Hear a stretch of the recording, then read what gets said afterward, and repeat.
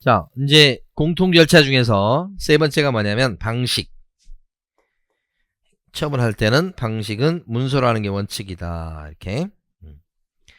다만 당사자가 동의를 하고 그랬을 때는 전자문서로 할 수 있다. 전자문서로. 종이 말고 전자문서로 할 수 있다.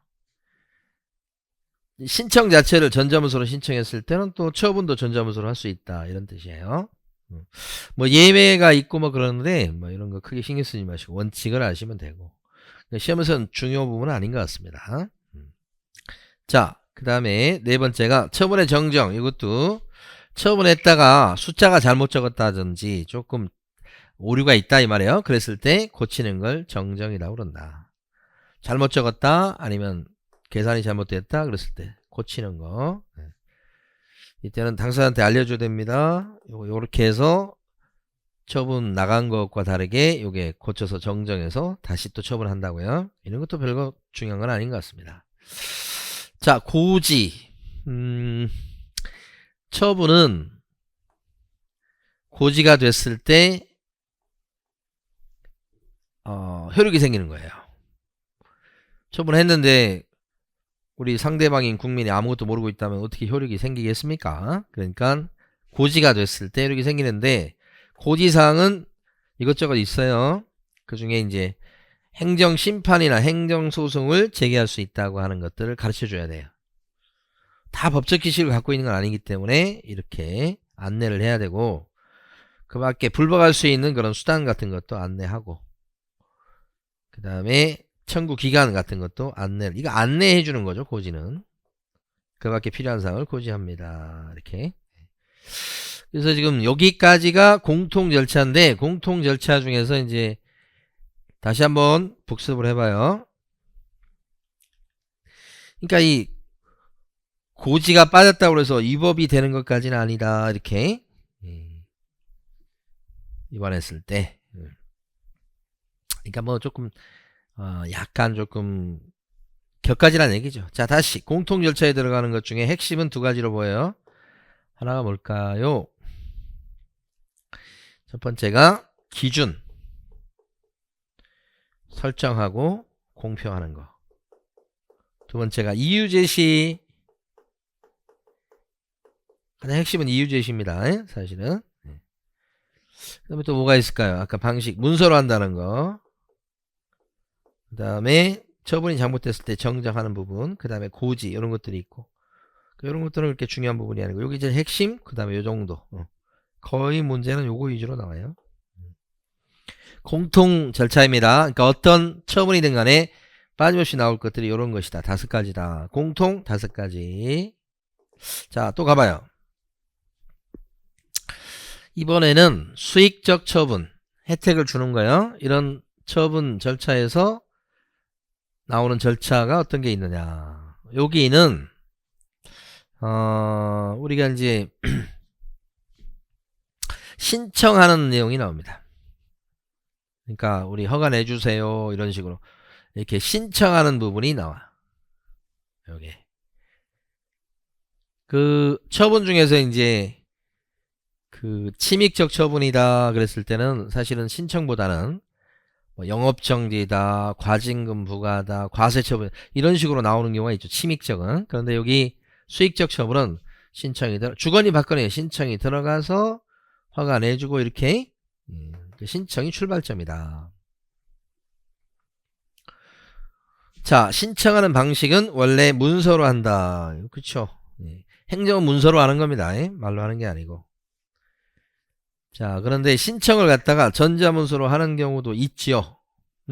그래요. 요새는 이제 이런 게 많이 발달돼 가지고요. 그러니까 이게 종이 말고 이거 종이잖아. 이건 종이. 이건 종이고 종이 말고 전자문서로 하는 것도 있다. 그래서 이제 법원 쪽 서류나 이런 것들도 많이 바뀌는 것 같아요. 근데 완벽하게 바뀌진 않고 전자문서로 할 수 있는 것들이 이제 일부 이제 많이 늘어가는 그런 추세인 것 같습니다. 그때는 행정청의 컴퓨터에 입력이 딱 되는 시점에 이제 접수된 걸로 보는 거예요. 신청이 들어간 걸로 보는 거예요.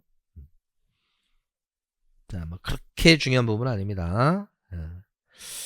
그리고 이제 신청이 딱 되면 신청서를 접수하는데요. 제가 이제 접수 의무라고 써놨습니다. 특별한 거 아니면 그냥 받아주는 거예요. 그러니까 함부로 신청이 들어왔는데 거부, 막 반려, 보류 이런 거 함부로 하는 게 아니에요. 그래서 원래 신청서 들어오면 접수증을 주는 게 요게 원칙. 접수해 주는 게 원칙. 접수가 되면 접수증을 갖다가 교부하는 게 원칙. 응? 접수 받고. 근데 접수증 안 줘도 되는 경우가 있을 수 있다. 이게 또 법조문에 있는 거예요. 신청 자체를 구술이나 우편으로 했다든지 그때는 접수증 안 줄 수 있어요. 그 다음에 처리가 즉시 그 서류 그저 신청을 할 때 신청서에 보면 즉시 이렇게 처리가 직시로 된 것들은 접수증 바로 그 자리에서 해주는 거니까 접수증이 필요 없겠다 이렇게 볼 수 있어요. 그렇죠? 그 다음에 접수증에 가름하는 문서가 나가는 수가 있어요. 이럴 때는 따로 접수증을 줄 필요가 없겠죠. 이렇게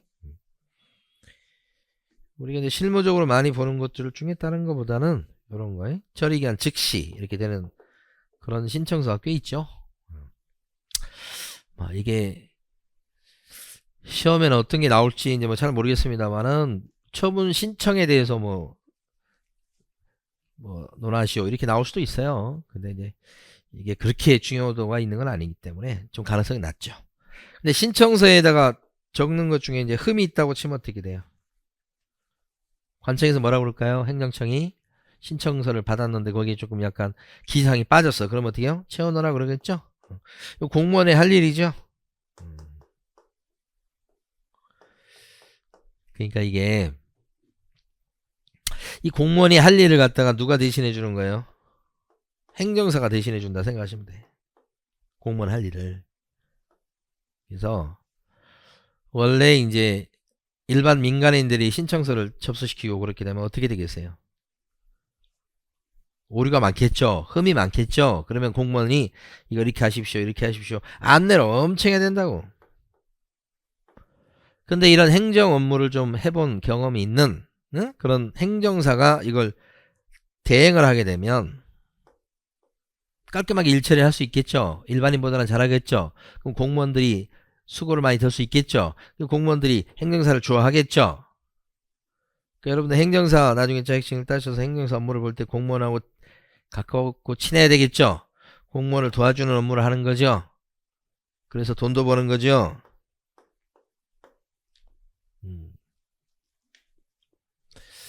자, 별건 아니고 그 다음에 신청한 사람의 편의를 위해서 나라에서 해주는 조치가 있다. 그 동사무소 이런 데 가면 서류 막 쫙 이렇게 막 나열이 돼 있죠. 그 다음에 다른 행정청을 통한 접수 이런 거에 자 요런 게 이제 이해를 하시라고. 이게 이제 시험에 나온다기보다는 자 보세요. 예를 들어서 여기 이제 대표적으로 예를 하나 들어볼게요. 여기 이제 요게 여기 이제 구청이 있잖아요. 여기가 A라는 중개업소 사장님이에요. 이 사장님 A는 이 중개 사무실을 갖다가 이제 폐업을 하려고 그래요. 그러면 구청 가서 폐업 신고를 내고요. 세무서 또 가죠. A라는 중개업소 사장님이 세무서도 가. 여기도 폐업 신고 내야 되죠. 폐업 신고 두 군데 내야 돼. 여기 사업자 등록하는 게 돼서 두 군데 해야 된다고 사실은. 요럴 때 어디 갔어요?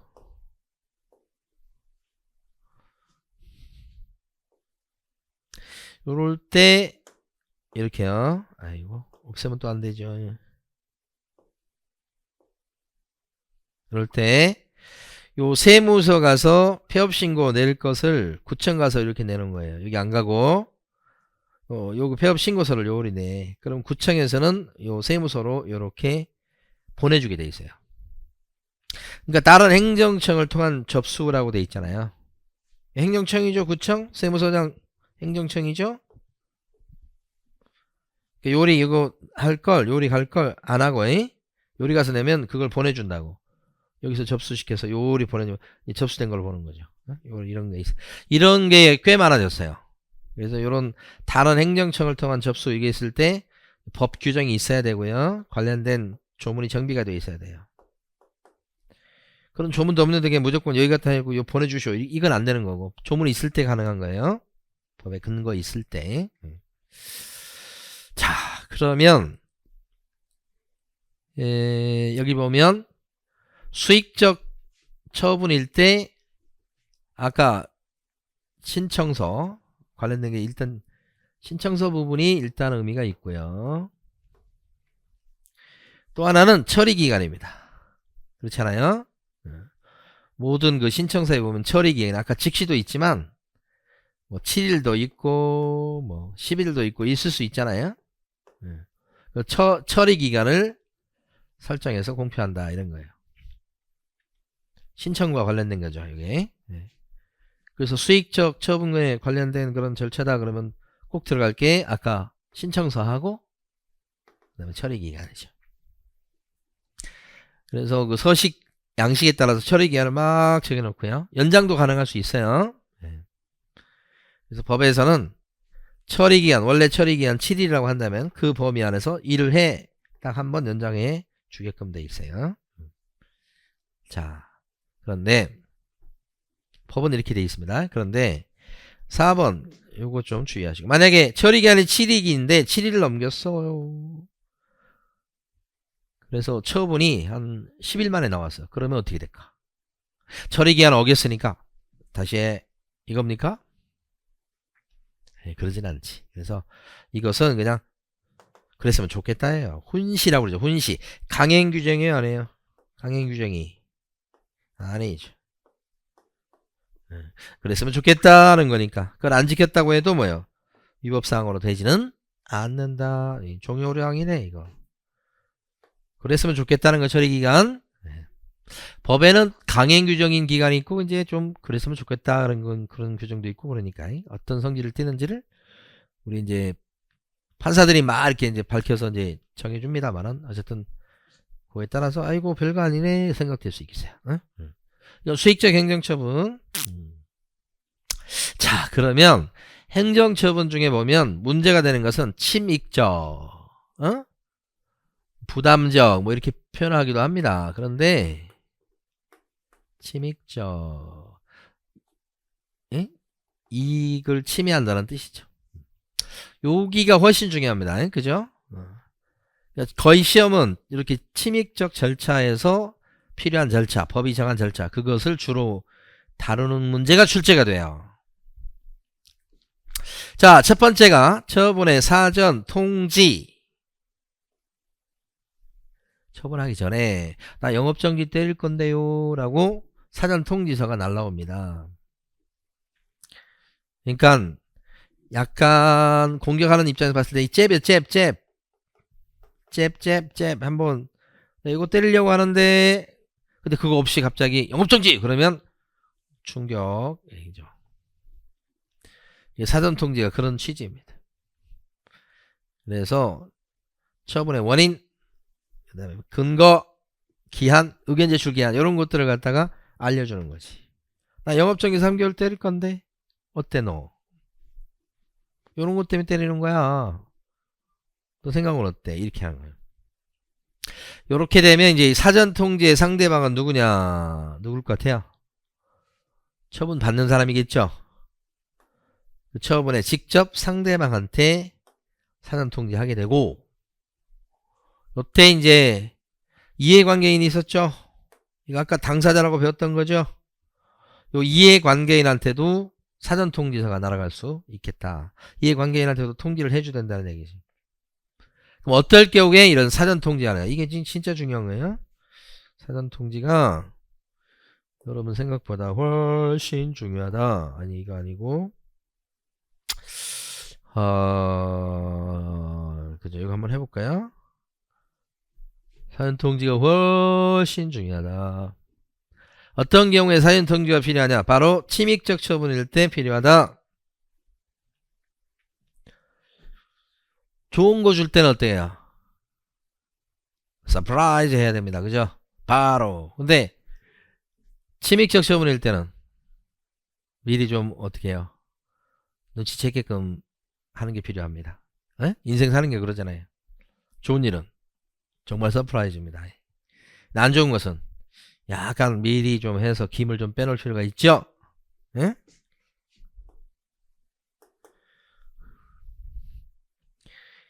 그래서 만약에 우리가 이제 옛날에도 보면 막 시험을 잘 봤죠. 그러면 그냥 바로 못 봤죠. 그러면 뭐 잘 본 것 같는 것 같지는 않고 하면서 미리 다 이렇게 이제 작업을 해놓잖아요. 이게 침입적 처분이에요.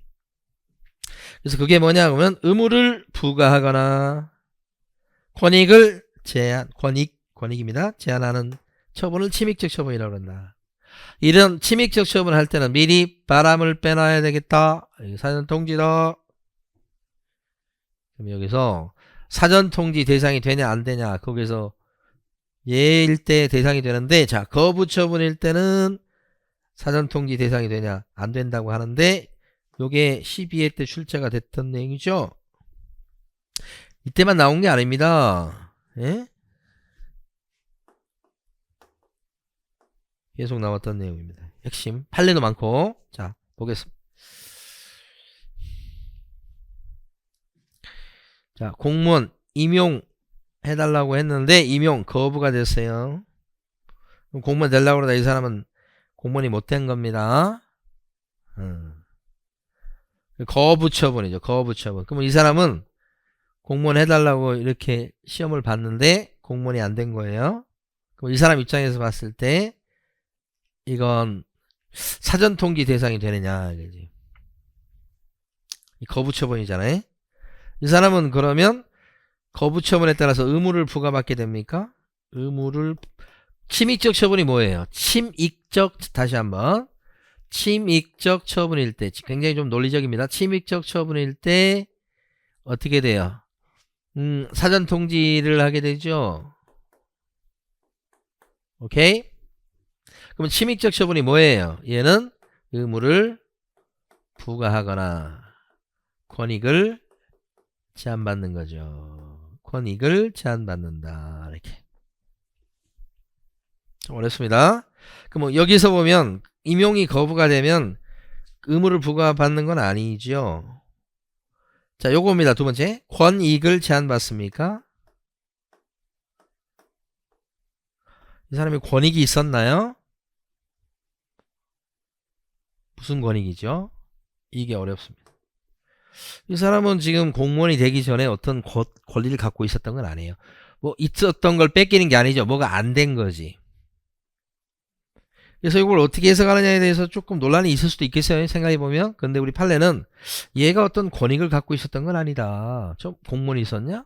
공무원 자리를 뺏긴 거냐? 그거 아니고 권익을 갖고 있던 게 제한받는 케이스는 아니다 이거지. 원래부터 없었어. 제로 빵이야. 거부돼서 빵이야. 뭐 더 불이익 받는 거 있어요? 없다 이 말이에요. 응? 이 참 어렵습니다. 이 부분이. 그래서 권익 제한 받는 게 아니어서 거부 처분일 때는 사전 통지가 필요하다 필요 없다 필요 없다. 사전 통지 안 하고 바로 그냥 거부 처분해도 된다 이 말이에요. 이유 이게 아니다 이 말이에요. 자 요게 이제 12회 때 나왔던 사례이기도 하지요.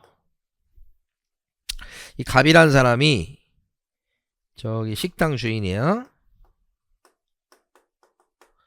근데 식당 주인인데 여기 손님 엄청 많아. 바글바글. 그래서 권리금을 갖다가 1억을 받고 을한테 식당을 넘기는 거예요. 그러니까 식당의 영업권을 넘겨받아. 근데 이 식당의 영업주 갑인데 영업자의 지위를 을이 갖게 되는 거예요. 을한테 넘겨주는 게 될까요? 식당 운영하시는데 이 식당 운영하는 사람에 대해서 식당 영업할 수 있도록 하는 것은 요 갑에 대해서 식당 영업해라 그런 취도 있겠지만 요 공간이 있죠. 공간 이거 뭐예요? 식당이라는 요게 대한 그런 성격도 있거든요. 그러니까 그 식당 자리 할 사람이 을로 바뀌는 게 돼서 지위 승계가 됩니다. 안 되는 것도 있잖아 사실은. 뭐 대인적 처분이다 그랬을 때는 안 될 수 있잖아요. 대인적 처분, 대인. 예? 그때는 안 될 수도 있어. 근데 이것은 대인적 처분이 아니고 대물적 성격을 띠고 있기 때문에 이게 넘어갈 수 있다고. 그래서 우리 흔히 이제 현실적으로는 권리금 받고 넘기고 이렇게 하잖아요. 근데 이때는 이게 넘어가려면 관청에, 구청이죠 보통. 신고 들어갔을 때 구청에서 거기에 대해서 뭐예요? 받아줘야 됩니다. 응? 받아주게 되면 이제 주인이 바뀌어요. 식당 주인이. 식당 영업할 사람이 바뀌게 되죠. 이게 지금 신고 들어갔다고 무조건 바뀔 수 있는 게 아니에요. 여기서 구청장이 오케이 해야 바뀌는 거란 말이에요. 그게 수리죠. 이렇게 수리가 되게 되면 갑의 입장에서 봤을 때는 어떻게 해요? 영업권을 잃게 되죠. 지위승계 신고서가 있습니다. 거기 들어가서 요게 수리가 되게 되면 요 사람은 이제 영업주에서 빠지고 이 사람이 영업주가 되는 거죠. 그럼 요 사람 같은 경우 영업권을 상실하죠. 그럼 이게 뭐예요?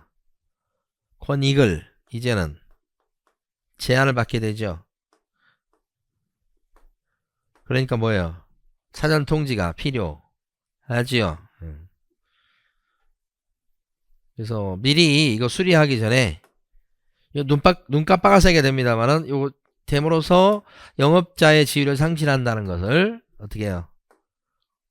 미리 알려야 된다는 거죠. 그러면 이 사람이 이제 그리고 나서 수리를 한단 말이에요.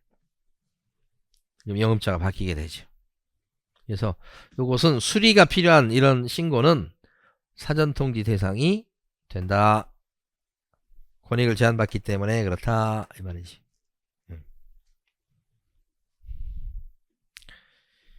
우리 같은 경우는 어떨까요? 이 사람한테는 요거 관련해서 사전통지 할 필요가 있을까요? 수리할 때?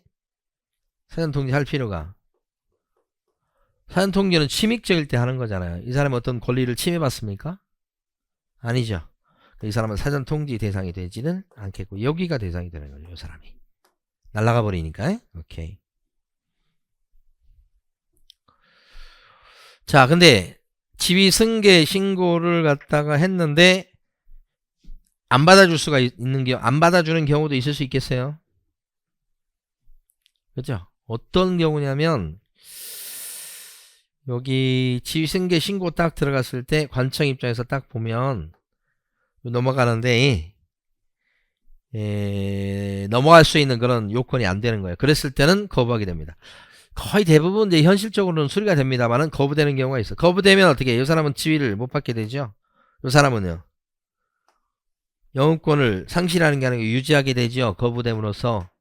자기는 사실은 이게 1억 권리금 받아먹을 수 있는 기회가 날아간 겁니다. 그러니까 좀 이 사람 입장에서 봤을 때 권리금 1억이 날아간 케이스가 되고 그래서 슬픈 일인데도 법 이론적으로 봤을 때 영업권 유지가 되니까 이거 거부할 때 사전통지가 필요하다 필요 없다?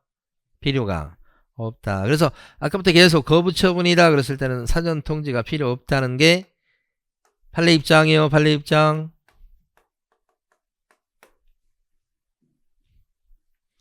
거부가 되면 이 사람 영업자 지위를 못 가져오겠죠. 그렇지만 이 사람한테도 어떻게 해요? 영업자 지위를 못 가져오는데 불리하다 생각할 수 있는데 그게 아니고 여기도 사전통지 대상이 안 돼요. 여기도. 왜 그래요? 이 사람은 원래부터 뭐 있었던 게 아니잖아요. 근데 넘어올 게 안 넘어왔을 뿐인 거죠.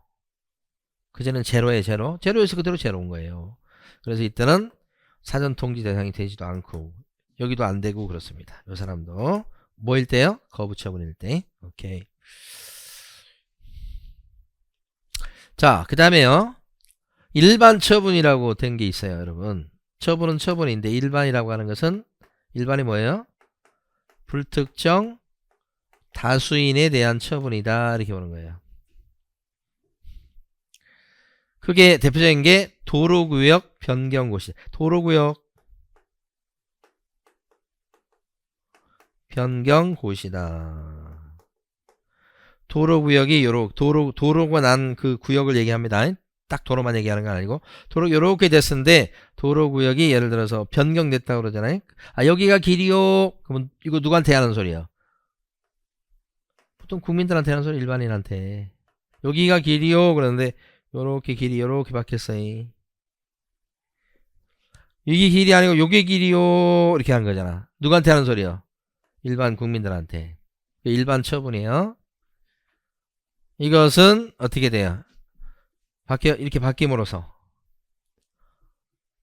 의무를 부과받습니까? 일반 국민들 입장에서 봤을 때 권익을 제한받습니까? 아니, 원래부터 없었던 거예요. 나 그거 길 만들어 놓고 다니게 하는 것도 감사하게 생각해야지. 그러니까 의무를 부과하거나 권익을 제한하는 게 아니어서 요거 일반 처분 이런 경우에는 사전 통지 대상이 될 수가 없다. 만약에 이거 사전 통지 대상이 된다고 하면, 이거 통지 대상이 된다고 하면 누구한테 통지해야 되는 거예요? 이게? 우리 4천만 대한민국 국민들한테 다 통지해야 된다. 이게 무슨 일이요? 말이 안 되는 소리죠? 불특정 다수인한테 변경 고시하는 거예요. 알리는 거라고요. 자, 그 다음에 침익적 처분 절차에서 지금 핵심적인 게 뭐예요? 사전 통지 보고 있죠? 사전 통지. 예. 자, 그러면 여기 영업정지 처분을 할 때, 영업정지 하려고 그래요. 내가 당신 영업정지 3개월 때릴 거예요. 내가 그러려고 하는데 당신은 어떠셔? 이게 사전 통지예요. 언제 대해서? 10월 10일. 근데 영업정지 처분을 3개월 영업정지 처분을 5일 있다 한단 말이에요. 예를 들어서. 예? 5일 있다. 그러면 통지하고서 생각할 시간을 주긴 줬는데 좀 짧게 준 느낌이 있잖아요. 이러면 안 된단 말이야. 그러니까 사전 통지에서 영업정지 때릴 건데 3개월 때릴 건데 좀 어떠시나 몰라. 이렇게 하는 거니까 충분히 생각할 수 있는 그런, 거기에 대해서 자신의 의견을 얘기할 수 있는 그 충분한 시간을 줘요. 충분한 시간. 그래서 의견 제출 기한을 고려해. 의견 제출에 필요한 기간을 10일 이상으로 고려해라 이거지. 그러니까 여기 최소한 한 10일은 줘야 돼. 10일. 근데 10일 안 주고 지금 얼마 줬어요? 5일 줬지. 5일. 그러면 이건 5일 줬다 그러면 생각할 수 있는 시간을 짧게 준 거 아니야. 그런 사전 통지가 되면 안 된다는 얘기죠.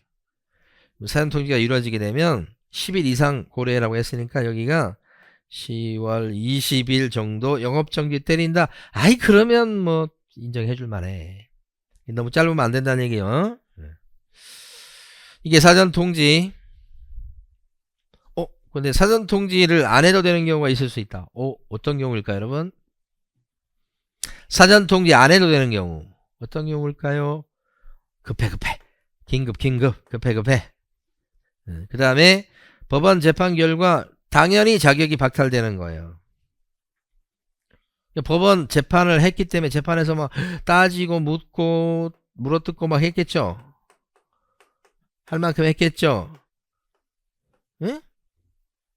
벌써 여기서 재판을 통해 재판만큼 이렇게 기회를 많이 주는 게 있겠는가 이렇게 생각하는 거예요. 지금 절차보다 더 많은 좀 기회를 주는 게 재판이라고 봐요. 그래서 재판을 통해 가지고 자격이 없어지게 되었다 그랬을 때는 아니 무슨 사전 통지 같은 거 뭐 할 필요 뭐가 있어. 재판에서 이미 이렇게 기회를 많이 줬는데.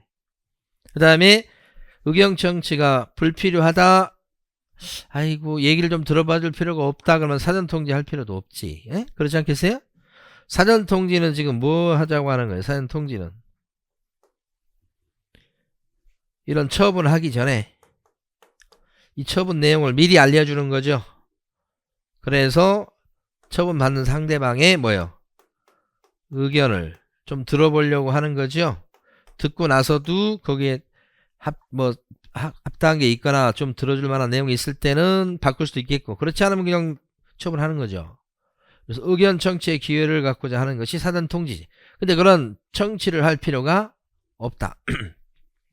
이거 들을 필요 없겠네요. 그럴 수 있겠잖아. 그럼 어떻게 돼? 사전 통지도 할 필요가 없다. 다시 이거 의견 청취가 필요 없네요. 그러면 어떻게? 이것도 할 필요가 없다는 거지. 그럼 바로 나가네. 아이고 충격 받겠네. 충격 이렇게 되겠네. 아니 그릇 충격 받을 정도가 아닌 경우에 이게 필요 없다는 거예요. 일반적으로 이럴 때는 사전 통지가 면제된다. 면제를 본 거예요. 여기까지가 이제 하나 내용인데, 자 여기서 봐봐요.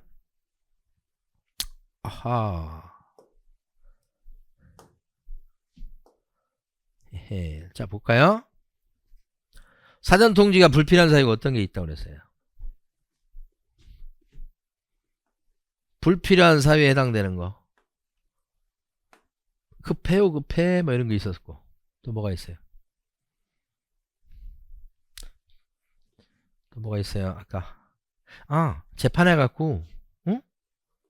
재판해갖고 그냥 뭐 기회를 많이 줬네. 의견 진술할 수 있는 기회를.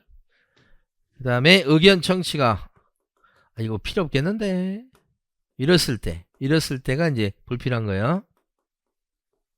이럴 때가 불필요 사유가 그렇게 크게 보면 세 덩어리가 있었죠.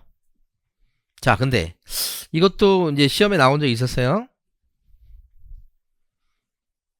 자, 여기 보니까 시군구청에 대해서 요 사람이 지금 식당 주인이야. 뭐 술집 주인이어도 괜찮고. 그래서 위반 사실을 갖다 적발했어. 현장 가서 딱 적발할 때 자기가 위반 사실을 이거에 대해서 반성한다고 하면서 인정을 해줬어. 근데 이 사람은 지금 영업정지 받을 거거든요. 3개월짜리. 영업정지 전에 사전통지를 해야 되냐 이 말이죠. 원래 이게 침익적 처분이죠. 침익.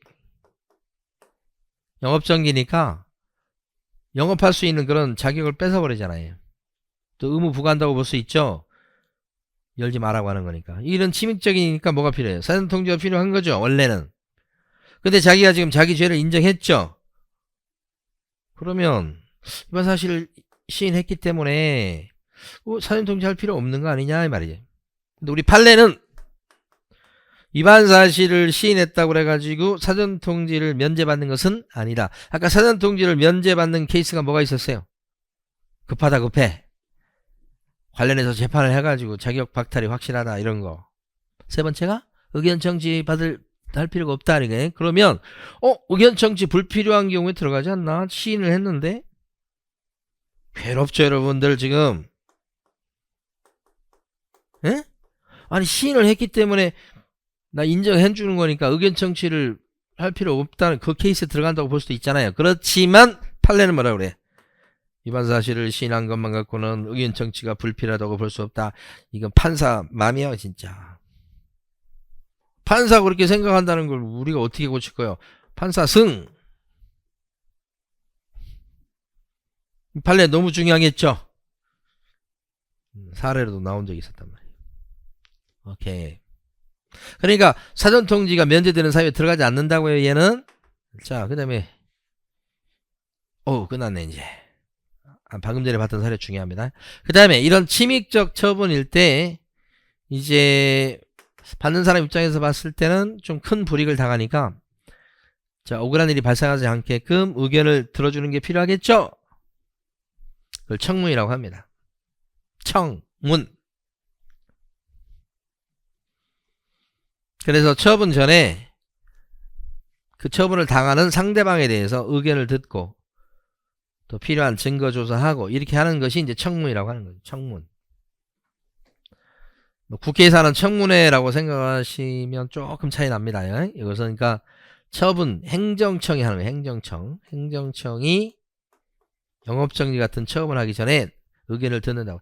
영업정지 3개월 때 드릴 건데 그거에 대해서 어떻게 받아들이실 건지 어쩐지 하면 의견을 듣는 거라고 이게. 그러면 이제 받는 사람 입장에서 봤을 때는 의견을 얘기하겠죠. 이 의견이 무슨 얘기였어요? 아이고 그건 너무 심하고요. 저 그런 적 없고요. 저는 그 관련해가지고 법을 잘 지켰고요. 아니 안 지켰다고 하지만 이건 너무 심하지 않아요? 이런 얘기 하는 거라고 이게 청문이라고. 그럼 어떤 경우에 청문하느냐 이 말이야. 응? 어떤 경우에 청문해요?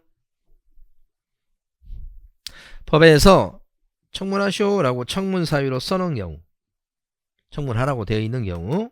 두 번째, 행정청이 아이고 청문해야 되겠다라고 인정했을 때, 아유 인정하고 싶을까요? 어? 행정청이 일하기 싫어할 텐데. 그러니까 행정청이 인정할 때 별 의미 없어요. 주로 이제 뭐냐면 취소할 때요. 인허가 등의 취소, 허가 취소 이런 거요. 그다음에 자격 박탈, 자격 취소 이런 거요. 그 다음에 설립 취소, 설립 취소 이런 거. 박탈, 자격 취소. 이거 할 때 주로 이제 청문하도록 돼 있고, 아니면 이제 청문하라고 법에 써져 있는 경우, 이런 케이스. 이런 경우는 뭐 기대하지 마십시오. 제가 공무원이라고 해도 안 하고 싶을 것 같아. 예? 자, 이랬을 때 청문합니다. 그런데 청문 안 해도 되는 경우가 있다. 이 청문이 뭐예요? 의견 들어주는 거잖아요. 상대방의 불만에 대해서. 자, 어떤 경우에 청문을 안 해도 되는 거냐? 자, 급하다, 급해. 또 뭐가 있어요? 아니, 재판해갖고 그냥 다 뭐 이 얘기 저기 다 해버렸는데 또 뭐 또 얘기를 들어줘. 재판하면서 얘기 다 한 거 아니요? 이거. 세 번째, 의견 정치가 불필요하다. 이런 거. 그 다음에 의견 인수를 포기했다. 여기까지 갑니다, 이제. 포기까지 했어요. 이렇게. 요 네 가지가 되면 청문 안 해도 된다. 면제 사유다. 이렇게 되는 거죠. 이 침입적 처분에서 아까 보면 사전 통지 면제 사유가 있었죠. 사전 통지 안 해도 되는 경우 어땠어요? 급하다, 급해. 재판하면서 다 할 얘기 다 했어요. 그 다음에 뭐예요? 불필요하다고. 마지막이 뭐예요? 포기, 진술 포기. 이렇게. 요래 했을 때. 아까 사전 통지 면제되는 경우는 요 위에 세 가지입니다. 급하다, 급해. 재판을 했고요. 불필요하고요. 이렇게. 요때가 사전 통지 면제.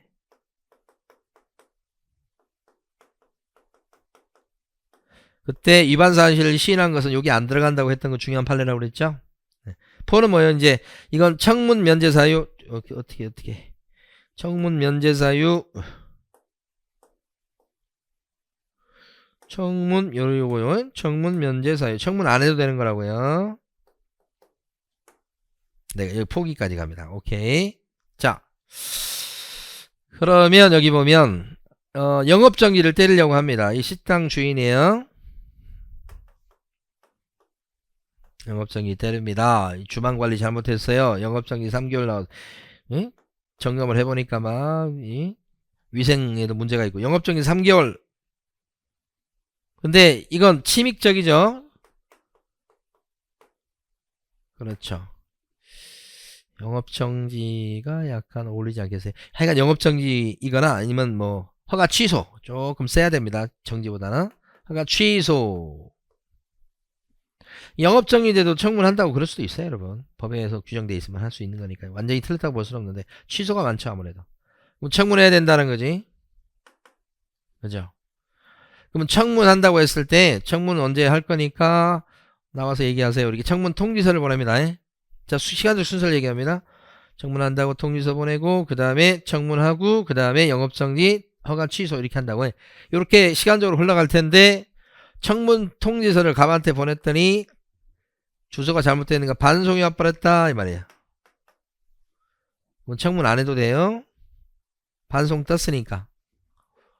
반송이 떴다는 얘기는 주소가 틀리다는 얘기일 뿐이지 의견이 없다는 건 아니잖아. 그러니까 반송이 떴다고 해가지고 청문 면제 사유가 되는 것은 면제 사유가 되는 것은 아니다. 이거 무슨 의미인지 아시겠죠? 청문해야 된다는 얘기예요. 반송돼도 청문 통지서 보내가지고요 출석하라고 그랬어요. 근데 청문하는 날 불출석을 했어. 갑이. 이거 안 왔네? 좋아. 그러면 너는 이제 앞으로 청문 안 해. 청문 안 하고 그냥 바로 이제 영업정지나 허가 취소를 뗀다 이 말이에요. 그럴 수 있냐 이 말이지. 불출석을 했을 때. 여러분 같으면 어떻게 할 것 같아? 처리를 법에서 나라에서 불출석했을 때. 네. 불출석했는데 그게 정당한 사유가 있어. 못 올 수 있잖아 경우에 따라. 그 못 왔을 때는 청문기를 또 잡아가서 또 어떻게 출석하게끔 또 얘기를 해야 되겠죠. 그게 민주주의고 온당하고 정당하고 그렇게 되겠죠. 문 닫을 게 아니고 한 번 더 기회를 주는 게 맞겠죠. 그렇게 한다고. 그러니까 청문 여기 불출석했다고 해서 청문 면제 사유 안 해도 된다. 이것까지는 아니라고요. 이해하시죠? 여기까지. 자, 또 볼까요?